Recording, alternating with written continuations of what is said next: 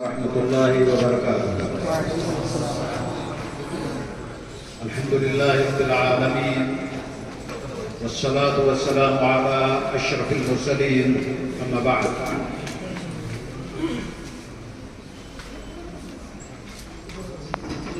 अल्लाह रब्बुल इज्जत का फरमान है, औज़ु बिल्लाहि मिनश शैतानिर रजीम, बिस्मिल्लाहिर रहमानिर रहीम। वमिनन नासि मन यक़ूल रब्बना आतिना फिद दुनिया वमा लहू फिल आखिरति मिन खलाक़ वमिनहुम मन यक़ूल रब्बना आतिना फिद दुनिया हसनतन वफिल आखिरति हसनतन वक़िना अज़ाबन्नार। बहुत ही मोहतरम और मुअज़्ज़ज़ बावक़ार उलमाए-ए-किराम, हाज़रीन मजलिस, क़ब्ल इसलिए कि मैं अपनी बात शुरू करूँ, एक बात आपको बताता चलूँ। जामे मोहम्मदिया अपने 50 साल मुकम्मल कर चुका है। हम गोल्डन जुबली ईयर में हैं। अल्लाह का फज़ल है, अल्लाह का करम है। जो बात मैं आपको बताना चाहता हूँ वो यहाँ शायद किसी को भी नहीं मालूम। आपने जब इंडिया की फिल्म देखी, आपने देखा कि वो छोटी सी एक फिक्र किस तरीके से बड़ी हुई। मुतल्लिम साहब, ये फिक्र यही कलकत्ता में पैदा हुआ। अहले कलकत्ता जामे मोहम्मदिया की ये फिक्र आप हज़रात की देन है। यहीं से ये शुरू हुई। मेरे वालिद रहमहुल्लाह बता रहे हैं 1962 से पहले कलकत्ता में कोई बड़ा जलसा हुआ और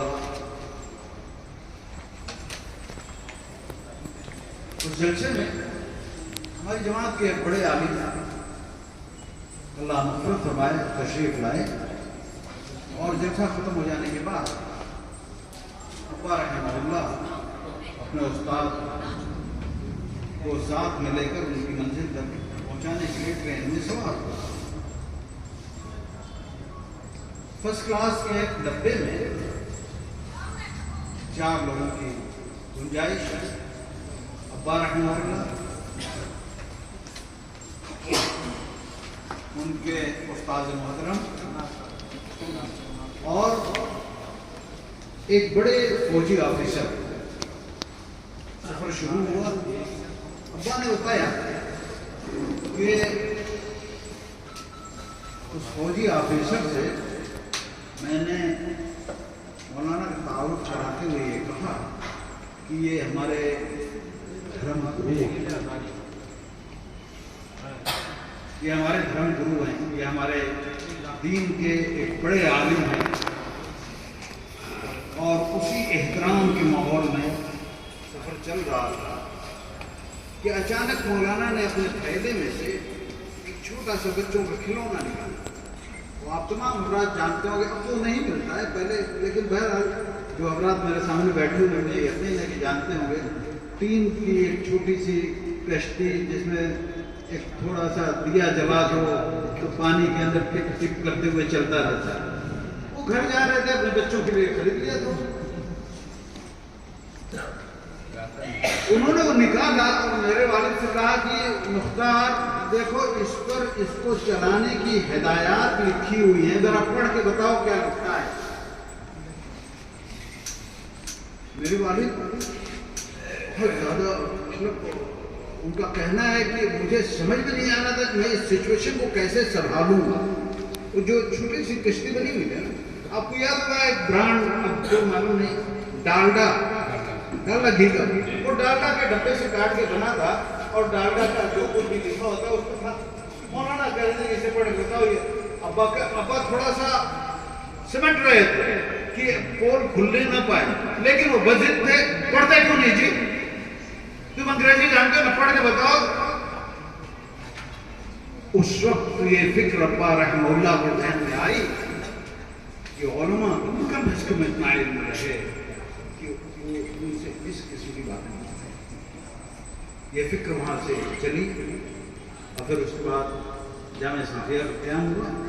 جامعہ سلفیہ کو ابا رحمہ اللہ جامعہ محمدیہ ہی پھر بنانا چاہتا، لیکن افسوس شاید بنارس میں یہ مقدر نہیں تھا، اور بالآخر آپ مالیگاؤں گئے اور مالیگاؤں میں انہوں نے اپنی اس فکر کو ایک عملی شکل دی. یہ ایک جامعہ محمدیہ کی ابتدا جو مطلب کہ آپ حضرات جو میرے رفقا ہیں اس کو سمجھ لیجیے. اور یہی وجہ ہے کہ ہم نے جب 50 سالہ ایک تاریخ کے بعد جب ایک پروگرام کیا یہاں کلکتہ سے شروع کیا کہ یہاں سے جو سوچ اٹھتی ہے اس میں اللہ بڑی برکت دیتے ہیں. محترم حاضرین،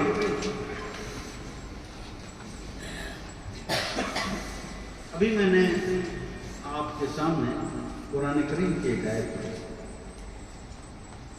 اللہ رب العزت فرماتے ہیں کہ کچھ لوگ صرف دنیا طلب کرتے ہیں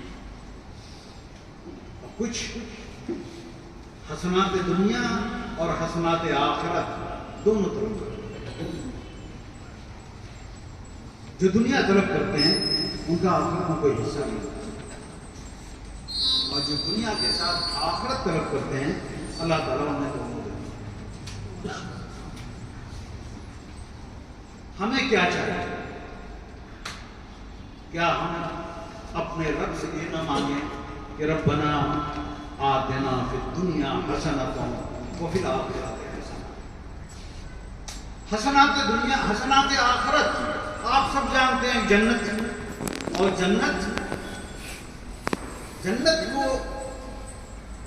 جنت کی تعریف کوئی کر ہی نہیں سکتا ہے. ما رأى منرات، جسے کسی آنکھ نے دیکھا نہ ہو، جسے کسی کان نے سنا نہ ہو، اور جو کسی کے وہم و گمان میں نہ آ سکے. جنت کتنی خوبصورت ہے. تو اس جنت کے لیے بھی اللہ نے حسنات کا لفظ استعمال کیا، اور دنیا کی حسنات آپ اسے سوچ سکتے ہیں، اسے بھی اللہ نے کہا ربنا آتنا فی الدنیا حسنہ. حسنات دنیا، اس دنیا میں رہنے کی جو خوبصورت چیزیں ہو سکتی ہیں بحیثیت ایک انسانی معاشرے کے، بحیثیت ایک انسانی سماج کے. ہمیں ایک اچھا شہر چاہیے، ہمیں ایک اچھا گھر چاہیے، ہمیں ایک اچھا ماحول چاہیے، ہمیں ایک اچھی زندگی چاہیے، ہمیں عزت و وقار سے بھرپور معاشرہ اور سوسائٹی چاہیے. یہ ساری چیزیں ہمارا مقصد ہے، ہمیں ہمارے رب نے سکھایا. لیکن افسوس آج حسنات دنیا میں سے تو کچھ بھی ہمارے پاس نہیں ہے نا. آپ ذرا غور کیجیے، اس شہر کی بات کر لیتے ہیں، اور شہر تو بہت بڑا ہے. ہم اپنے محلے کی بات کر لیتے ہیں، کیا ہمارا محلہ سب سے اچھا ہے؟ کیا ہم اپنے محلے میں سب سے معزز اور محترم ہیں؟ آپ یہیں سے قیاس کر لیجیے. یہ خرابی کیوں آئی؟ لمحے فکریہ ہیں تو سوچنے کی جگہ ہے کہ نہیں؟ ہم جنہیں اللہ رب العزت نے کہا تھا انتم الاعلون ان کنتم مومنین، تمہیں دنیا میں سب سے سربلند رہو گے، سب سے اعلیٰ و ارفع رہو گے، سب سے معزز و محترم رہو گے اگر تم مسلمان ہو. تو یہ جو ذلت ہمارے ہاتھوں میں آئی ہے، یہ جو پستی ہمارا مقدر بنی ہے، یہ محض اس لیے کہ دین کو جس طریقے سے، جس اینگل سے، جس ناحیے سے اور جس زاویے سے دین کو سمجھنا چاہیے تھا، اس اینگل اور اس زاویے سے ہم نے دین کو سمجھا. ہمیں اللہ رب العزت نے اپنے رسول کے ذریعے، اپنی شریعت کے ذریعے ہمیں سمجھایا تھا الید العلیٰ خیر من ید السفلیٰ، دینے والا ہاتھ لینے والے ہاتھ سے بہتر ہوتا ہے. آج پوری قوم ہاتھ پھیلائے ہوئے پڑی ہوئی ہے. فیکٹ ہے، حقیقت ہے کہ نہیں ہے؟ کس کی بات تھی الید العلیٰ خیر من ید السفلیٰ؟ ہمارے رسول نے ہمیں سکھایا تھا نا. وہ رسول جس کے لیے ہم مر مٹنے کو تیار ہو جاتے ہیں، لیکن اس کی تعلیمات، اس کی باتیں، اس کی ہدایات اگر جائزہ لیا تو ہم کہیں پر بھی اپنی زندگیوں میں نہیں پاتے. کلکتے کا ہر اسپتال آپ کا ہونا چاہیے تھا. یہ آپ کا دینی فریضہ تھا. کیوں نہیں ہے؟ کیوں نہیں ہے؟ کلکتے کی جتنی تعلیم گاہیں ہیں وہ آپ کے زیر قیادت ہونی چاہیے تھی. آپ کو اللہ نے سب سے پہلے مخاطب کر کے اقرا کہا تھا.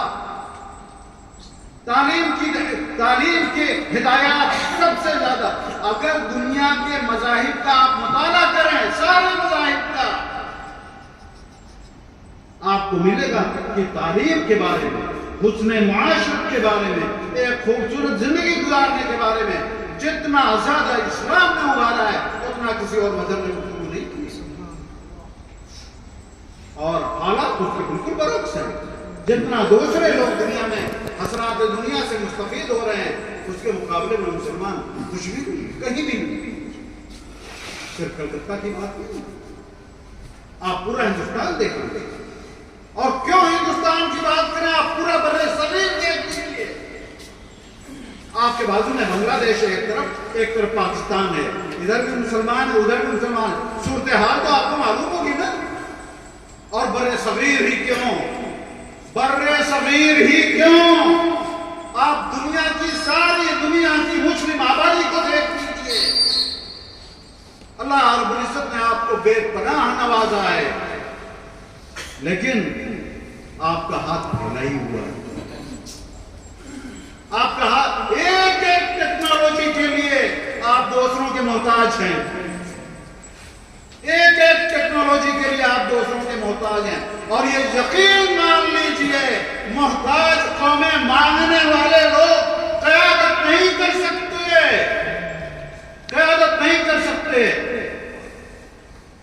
اور یہ قیادت آپ کا دینی فریضہ. اللہ رب العزت کا فرمان یاد کیجئے، کنتم خیر امۃ اخرجت للناس. اللہ رب العزت نے آپ کو آپ کے لیے نہیں پیدا کیا تھا. اللہ نے آپ کو آپ کے گھر کے لیے نہیں پیدا کیا تھا، آپ کے خاندان کے لیے نہیں پیدا کیا تھا. اللہ نے مسلمانوں کے لیے آپ کو نہیں پیدا کیا تھا. اخرجت للناس کہا.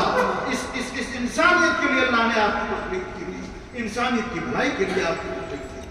اس انسانیت کی بھلائی میں ہم کہاں کھڑے ہیں؟ کبھی جائزہ لیا، کبھی سوچا، کبھی سر جھکا کے 2 منٹ کے لیے سوچا؟ اگر آپ سوچتے تو شاید حالات دوسرے ہوتے. ہم نے سوچنا بھی چھوڑ دیا. وائے ناکامی متاع کارواں جاتا رہا اور کارواں کے دل سے احساس زیاں جاتا رہا. ہمیں اس ضائع ہونے کا احساس بھی مر چکا ہے. ہم اتنے بے ہوش ہو چکے ہیں. سبب آپ دیکھیے، آپ اسلامی تاریخ، اور یہ بھی ایک بڑا عجیب ہونا ہے، ایک بہت بڑا المیہ ہے کہ ہم اپنی تاریخ نہیں جانتے. ہم نے اس دنیا کو دنیا بنایا، اس دنیا کو جینے کا ڈھنگ سکھایا ہمارے اسلاف نے. ذرا تاریخ پڑھیے تو، ذرا دیکھیے، ذرا جانیے تو. خواہ میڈیکل سائنس ہو، انجینئرنگ، دنیا کیا ہو، کون سا علم ہے جس میں ہمارے آبا و اجداد نے، ہمارے اسلاف نے قیادت نہ کی؟ وہ تو آبا تھے تمہارے، مگر تم کیا ہو؟ ہاتھ پہ ہاتھ بھرے منتظر. اسی صورتحال کیوں ہے؟ اس لیے جو پیغام اول وہ پہلے وہی جو اللہ. اچھا یہ ایک نقطہ ذرا دیکھیے، اس نقطے کو سمجھیے. اسلام کی بنیاد 5 ارکان پہ ہے نا، سب جانتے ہیں. توحید،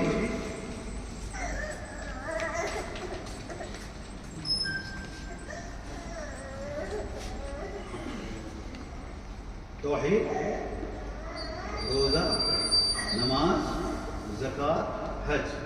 یہ اسلام کے 5 پلرز ہیں. اسلام کی عمارت انہی پلرز پہ کھڑی ہے. ہونا یہ چاہیے تھا کہ جب پہلی وحی نازل ہوئی تو اللہ فرماتے ہیں کہ تم توحید کلمہ لا الہ الا اللہ کا اقرار کرو. کوئی صاحب اگر فون پہ بات کر رہے ہیں تو بند کرتے ہیں, مجھے ڈسٹرب ہوتا ہے بات کرنے, اور یہ مجلس کے آداب کے خلاف ہے. سمجھ رہے ہیں آپ؟ توحید, لیکن اللہ نے توحید کی بات نہیں کی, اللہ نے روزے کی بات نہیں کی, اللہ نے نماز کی بات نہیں کی, اللہ نے زکات و حج کی بات نہیں کی. اللہ نے کہا اقرا, پڑھو. اس لیے کہ پڑھو گے تو توحید کا معنی سمجھو گے, پڑھو گے تو نماز کی حقیقت سمجھ میں آئے گی, پڑھو گے تو جانو گے کہ روزے کا فلسفہ کیا ہے, پڑھو گے تو زکات کی حکمت سمجھ میں آئے گی, پڑھو گے تو حج کا فلسفہ سمجھ میں آئے گا. ہم پڑھے نہیں, ہماری نمازیں ضائع, ہمارا کلمہ ضائع, ہمارا کلمہ ضائع. ہم صرف زبان سے لا الہ الا اللہ کہہ رہے ہیں, زبان سے کر دیا توحید کا دعویٰ کے حاصل, بنایا ہے بت پندار کو اپنا خدا تو نے.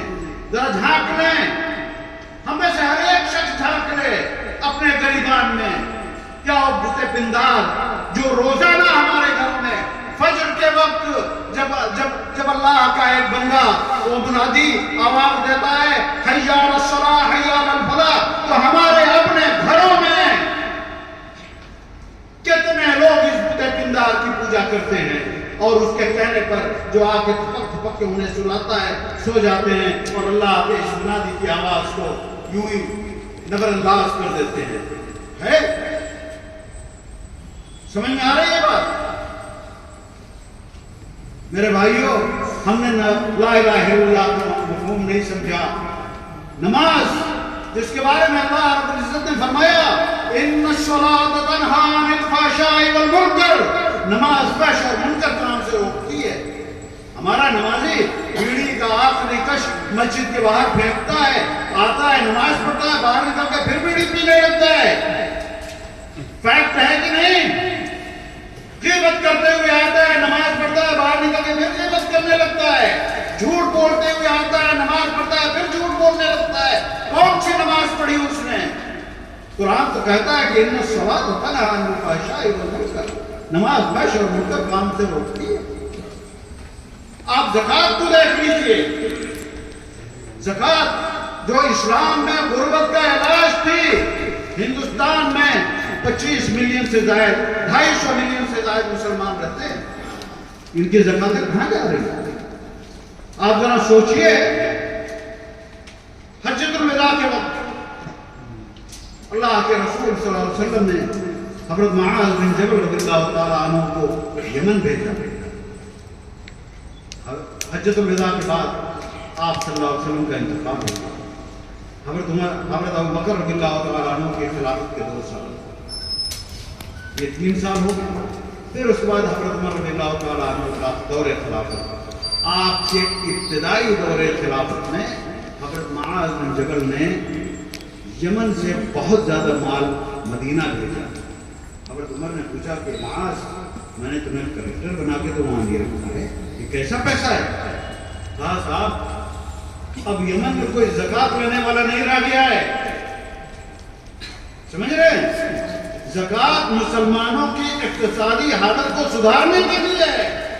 اگر زکات کی طرح ادا کی جاتی تو میں پورے یقین اور وثوق کے ساتھ کہتا ہوں, میرا ایمان یہ بول رہا ہے کہ اس ملک میں مسلمان غریب نہیں رہتا. ہم نے زکات کو غلط طریقے سے استعمال کیا ہے.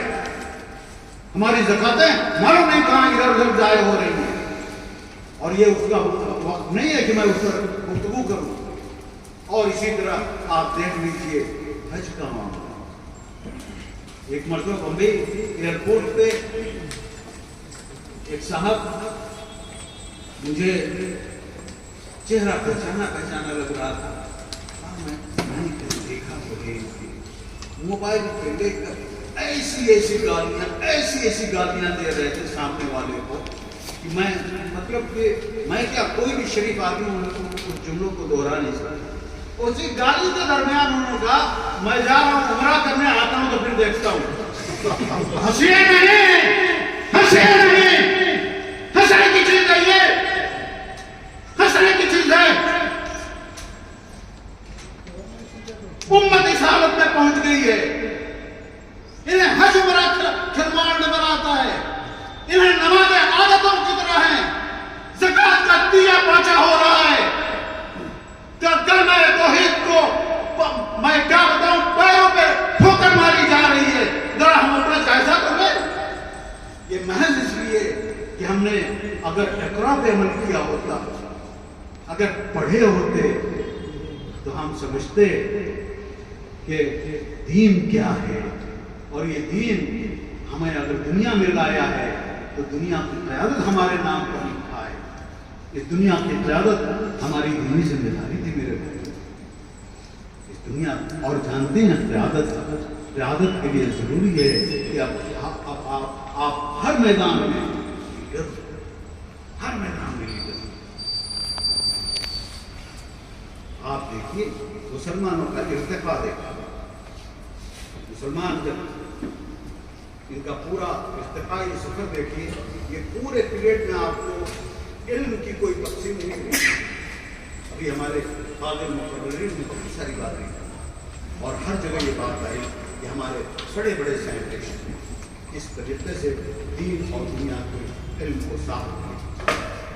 जहाँ उस पॉइंट पे जहाँ से तनज़्ज़ुली शुरू की है, उस पॉइंट पे जब आज जायज़ा लेंगे तो वहाँ पता चलेगा कि वहाँ इल्म को तक़सीम एक दुनियावी इल्म हो गया और एक दीनी, और दीनी इल्म मस्जिदों तक महदूद रह गया और दुनिया के लिए आज़ाद कर दिया गया। लोग दुनिया को एक अलग चीज़ समझने, हमारे यहाँ जब हमारा प्रिंटिंग प्रेस बन रहा था, अब्बा रहमहुल्लाह जाहिर बात है वो बैठ के उसकी निगरानी कर रहे थे। जब सीमेंट आती तो उस सीमेंट को चेक करते, उसका बोला बना के रखते, देखते, ये सब जो होता है आप लोग जानते होंगे।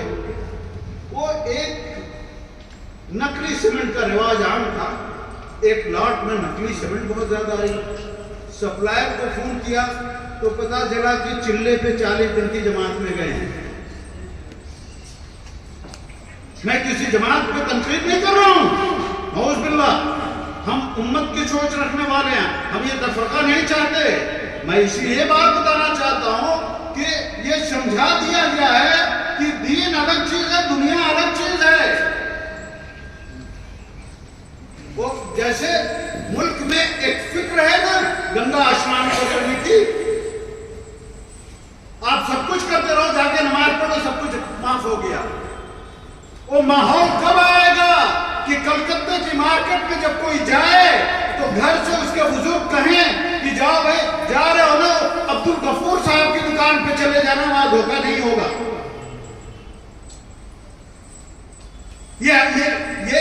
ये हमारी जिम्मेदारी थी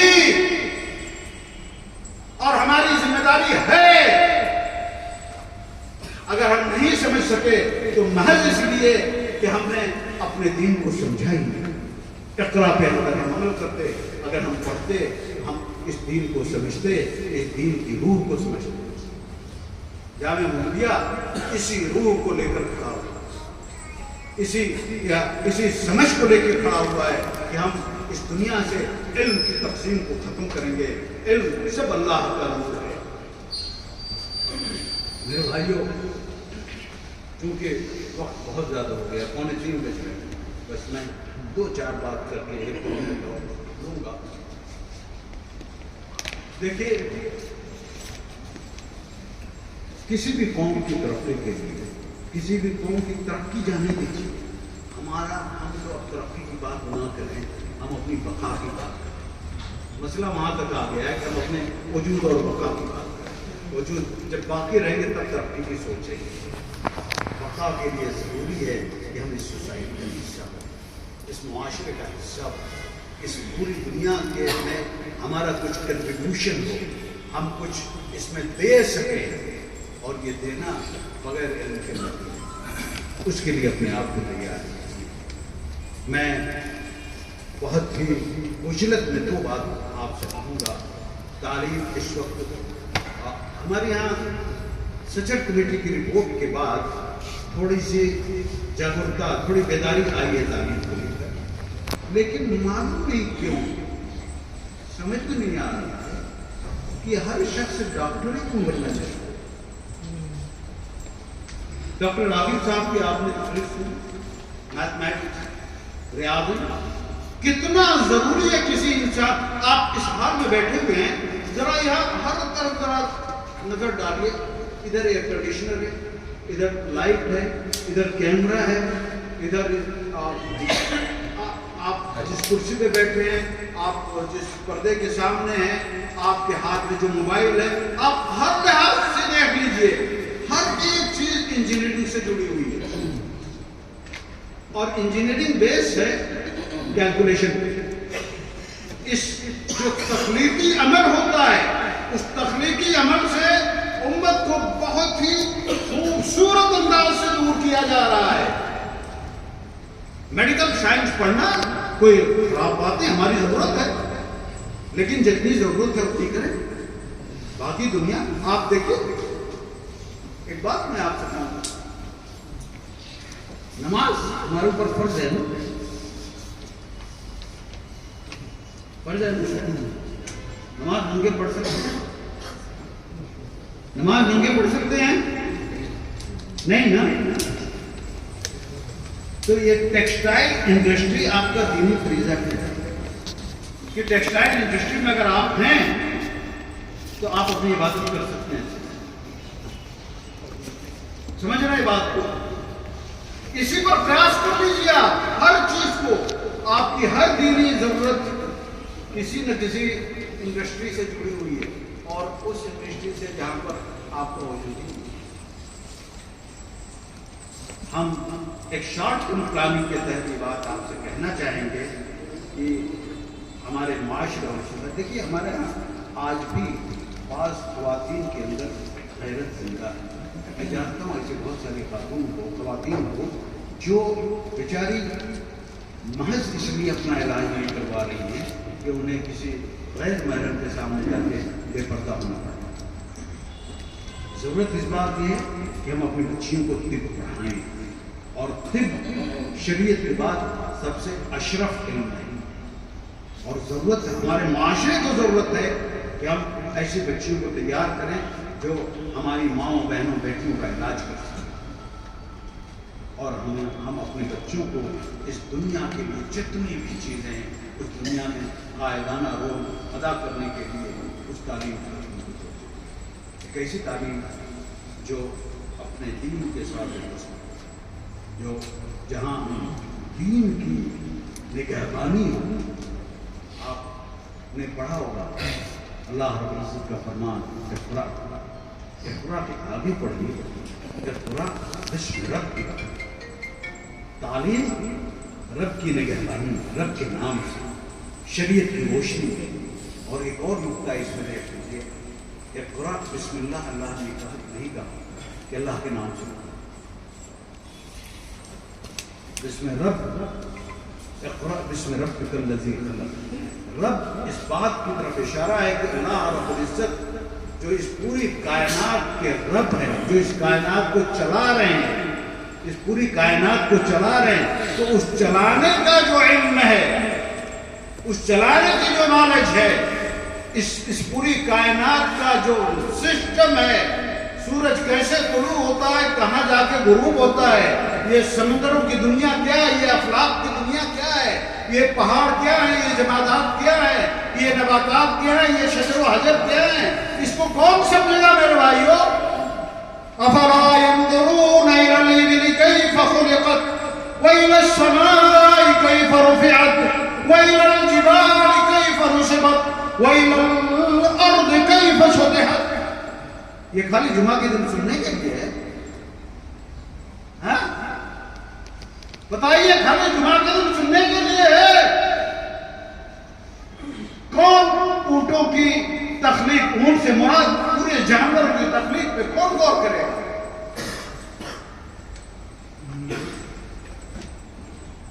پتا چلا کہ کوئی عیسائی سائنٹسٹ اٹھتا ہے اور اونٹ پر اس آیت سے متاثر ہو کر اونٹ پر تحقیق کرتا ہے، اور دنیا کو بتاتا ہے کہ اللہ رب العزت نے اونٹ کو دوہری ڈبل پلک دی ہوئی ہے. جب صحرا میں اونٹ چلتا ہے اور ریت کا طوفان شروع ہوتا ہے تو ایک ٹرانسپیرنٹ پلک ہوتی ہے، وہ گرا لیتا ہے تاکہ ریت کے ذرات نہ جائیں. یہ تفریق کیا میرے رب کو پہچاننے کے لیے کوئی وما قدر اللہ حق قدرہ، اللہ کو جیسے جاننا چاہیے تھا ہم مسلمان نہیں جان پائے. اللہ کو جیسے اللہ کی ذرا خالق کی پہچان مخلوق سے ہوتی ہے. آپ ذرا مخلوق کا دراسہ کیجیے نا، ان شجر و حجر کی ذرا تحقیق کیجیے، ذرا زمین کے اندر گھسیے، دیکھیے کیا کیا چیزیں اللہ نے پیدا کی. یہ ساری چیزیں میرے بھائیوں اس بات کا تقاضا کرتی ہیں کہ آپ کا تعلیمی سسٹم ایسا ہو جہاں دین کے ساتھ دنیا مکمل یوں شانہ بشانہ ہو. یہ دنیا یہ دین یوں آپ کو گراف لگائے ہوئے، آپ بھٹکنے نہ پاؤ، آپ گمراہ نہ ہونے پاؤ، آپ عقل ہی عقل سوار نہ ہو جائے. ابھی ہمارے ایک فاضل مقرر بہت اچھی باتیں کر رہے تھے، ساتھ ہی انہوں نے ایک صاحب کا نام لیا. میں آپ کو بتا دوں، علم پر جب تک دین کی پہرے داری نہیں رہتی تو آدمی گمراہ ہو جاتا ہے. بڑی اچھی بات کہنے والا شخص اللہ کے رسول صلی اللہ علیہ وسلم کی احادیث کا منکر ہو. سمجھ رہے جامع مہیا جدید علوم کی طرف آپ کو دعوت دیتا ہے اس یقین کے ساتھ کہ ہم آپ کو دین کا ایک سرے منہ ایک بال کے برابر بھی انحراف نہیں پائیں گے. جامع مہیا اس تحریک کا نام ہے جہاں آپ دنیا کے سارے علوم پر غور کیجئے، سارے علوم پر ریسرچ کیجئے، دین کو مکمل طور پر اپنے ساتھ رکھتے ہیں. ہم کسی پرویز کو نہیں جانتے اور ہم کسی فلاں کو نہیں جانتے، اور ہم ہر اس شخص کی عزت کرتے ہیں جو علم کے ساتھ دین کو لیے ہوئے کھڑا ہو. اسی میں ہماری دنیا بھی زندہ ہے، اسی میں ہماری آخرت بھی زندہ ہے، اور یہی اس دعا کا نتیجہ ہے ربنا آتنا فی الدنیا حسنۃ وفی الآخرۃ حسنۃ وقنا عذاب النار. اللہ رب العزت سے دعا ہے کہ اللہ تعالیٰ اس دینی تحریک کو سمجھنے کے لیے توفیق عطا فرمائے اور ہمیں مکمل طور پر دین پر عمل کرنے کی توفیق عطا فرمائے تاکہ قرآن مجید کا مطلوب مسلمان جو ہے ہم اس حیثیت سے زندگی گزار سکیں. دعا و دعوانا الحمدللہ رب العالمین. السلام علیکم ورحمۃ اللہ وبرکاتہ.